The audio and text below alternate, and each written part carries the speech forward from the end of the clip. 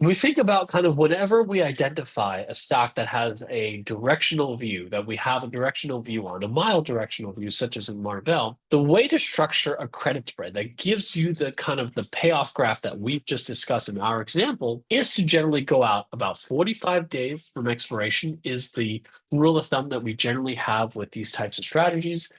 Going out 45 days will give you kind of the sweet spot between having a fair amount of time decay, an acceleration in time decay, which is working in your favor as an option seller.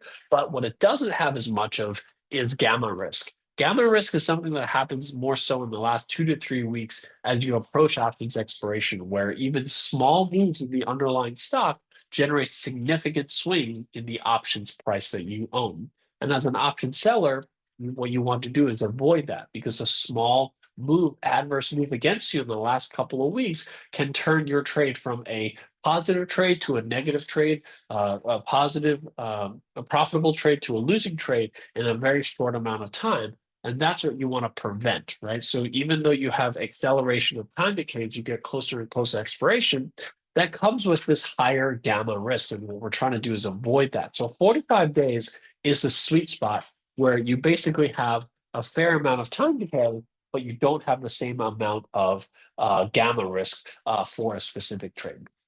That's going to give you some advantages as traders that we're going to discuss here in 1 minute. Okay. And then what you're going to want to do is you want to sell an at the money call or a put. That's why we sold a $91 put because the stock is trading just around 91. And what we want to do is we want to buy back a 25 delta call or put against that, offset the overall risk. We're going to go through that here in 1 second, but the 25 delta put at that time was the $83 strike price. Most options chains or most options platforms will calculate delta on each strike for you, including the options play platform. When you select your strike prices, you will see the delta next to it.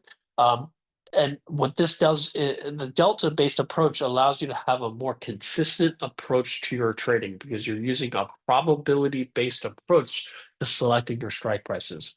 When you use a probability-based approach to selecting your strike prices, you will find more consistent results day after day because you're constantly selecting strike prices based on their probability of expiring worthless. So a really important element of this type of strategy.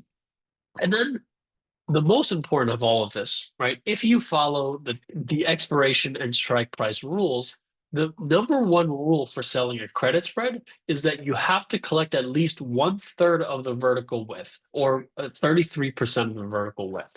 So before we said that this is an $8 wide credit spread. What we want to make sure is we collect 33% of that, which is $2.66. In this particular case, we're collecting $3.20.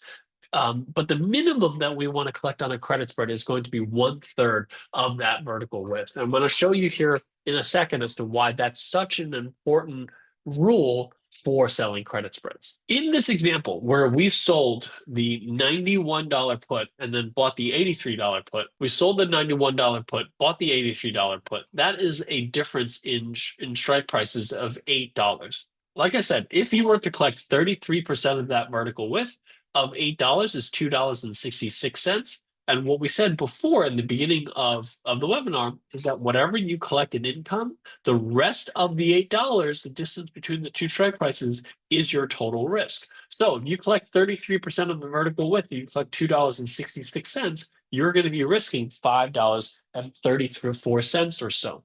That gives you a risk to reward of about 2 to 1. So for every $1 you can potentially make, you're going to risk $2 on the back of that if you collect 33% of the vertical width.